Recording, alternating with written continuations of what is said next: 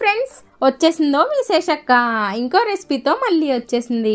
Friends, ఈరోజు మనం చేసుకునే రెసిపీ గోంగూర పచ్చిమిర్చి పచ్చడి. పుల్లటి గోంగూరతో ఇలా కొంచెం పచ్చిమిర్చి ఘాట్ని యాడ్ చేసుకొని పచ్చడిని చేసుకుంటే టేస్ట్ మాత్రం సూపర్ ఉంటుంది అనుకోండి.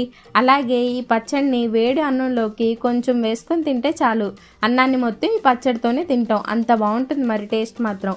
కొన్ని ఇంగ్రీడియంట్స్తోనే ఎంతో టేస్టీగా మనం ఈ పచ్చడిని తయారు చేసుకోవచ్చు.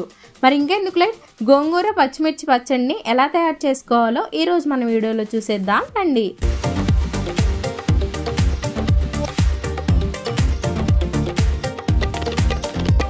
ముందుగా ఈ గోంగూర పచ్చిమిర్చి పచ్చడి కోసం ఇక్కడ నేను 2 పెద్ద సైజు గోంగూర కట్టల్ని ఇలా ఒలిచి తీసుకున్నాను. పెద్ద సైజు కట్టలు అయితే 2, చిన్న సైజు కట్టలు అయితే 5-6 వరకు ఉంటాయి.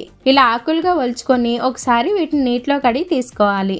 ఇప్పుడు దీన్ని ఇలా కొంతసేపు పక్కన పెట్టుకుందాం. ఇప్పుడు స్టవ్ మీద బాండిని పెట్టుకొని అందులో 2 స్పూన్స్ ఆయిల్ని పోసుకొని హీట్ చేసుకోవాలి. ఆయిల్ హీట్ అయిన తర్వాత ఇదిగోండి 15 నుంచి 20 పచ్చిమిర్చిని తీసుకొని ఇలా ముక్కలుగా కట్ చేసుకొని వేసుకోవాలి. ఇప్పుడు ఈ పచ్చిమిర్చిని ఒకసారి కలుపుకొని దీనిపైన మూతను పెట్టుకొని ఓ 2-3 నిమిషాల పాటు వేయించుకోవాలి.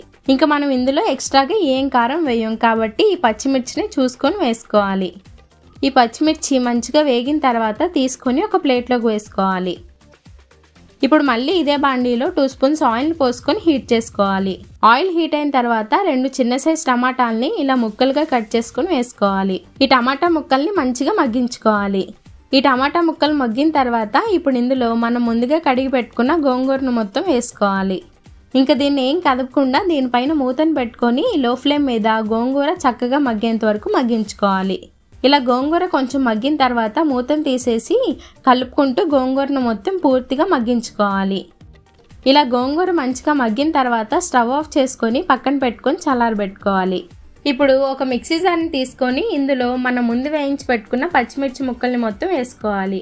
అలాగే ఇంకా ఇందులో 6-7 వెల్లుల్లి రబ్బల్ని పొట్టుతో సహా వేసుకోవాలి. అలాగే 1/2 స్పూన్ జీలకర్రను కూడా వేసుకొని దీన్ని కొంచెం కోర్స్గా గ్రైండ్ చేసుకోవాలి. ఇదిగోండి ఇలా కొంచెం బరకగా గ్రైండ్ చేసుకోవాలి. ఇలా గ్రైండ్ చేసుకున్న తర్వాత ఇప్పుడు ఇందులో మనం మగ్గించి పెట్టుకున్న గోంగూరను మొత్తం వేసుకోవాలి. అలాగే తగినంత ఉప్పును కూడా వేసుకొని దీన్ని మెత్తగా గ్రైండ్ చేసుకోవాలి. చూసారా, ఎంతో రుచికరమైన గోంగూర పచ్చిమిర్చి పచ్చడి ఆల్మోస్ట్ రెడీ అయిపోయింది. ఇందులో ఇంకా తాలింపును వేసుకోవడమే లేట్. సో తాలింపు కోసం బాండీలో 4-5 స్పూన్స్ ఆయిల్ని పోసుకొని హీట్ చేసుకోవాలి. పచ్చళ్ళకి కొంచెం ఆయిల్ ఎక్కువగానే పడుతుంది. ఆయిల్ ఎక్కువ వేసుకుంటేనే పచ్చడి టేస్ట్ కూడా బాగుంటుంది. సో ఈ ఆయిల్ హీట్ అయిన తర్వాత ఇప్పుడు ఇందులో 1 స్పూన్ ఆవాలు, 1 స్పూన్ శనగపప్పు, 1 స్పూన్ మినప్పప్పు, 1/2 స్పూన్ జీలకర్రను వేసుకొని అన్నిటినీ బాగా వేయించుకోవాలి.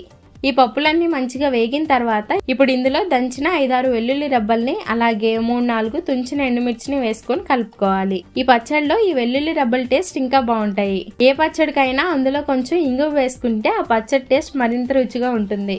సో అందుకనే ఇప్పుడు ఇందులో 1/2 స్పూన్ ఇంగువ అలాగే 2 రెమ్మల కరివేపాకును వేసుకొని కలుపుకోవాలి. తాలింపు మొత్తం మంచిగా వేగిన తర్వాత ఇప్పుడు ఇందులో మనం రెడీ చేసుకున్న పచ్చడిని మొత్తం వేసుకోవాలి.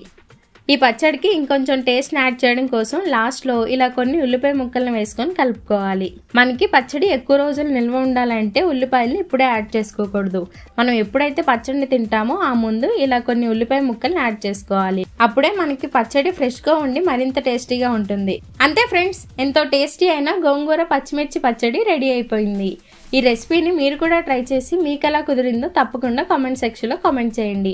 అలాగే ఈ రెసిపీ మీకు నచ్చితే ఈ వీడియోని లైక్ చేసి మీ ఫ్రెండ్స్ అండ్ ఫ్యామిలీ మెంబర్స్కి తప్పకుండా షేర్ చేయండి. ఇటువంటి మరిన్ని రెసిపీస్ కోసం ఇప్పుడే మన శేషక్కస్ కిచెన్ ఛానల్ని సబ్స్క్రైబ్ చేసి పక్కనే ఉన్న బెల్ ఐకాన్ని యాక్టివేట్ చేసుకోవడం మాత్రం మర్చిపోకండి. సరే ఫ్రెండ్స్, ఉంటాను, బాయ్.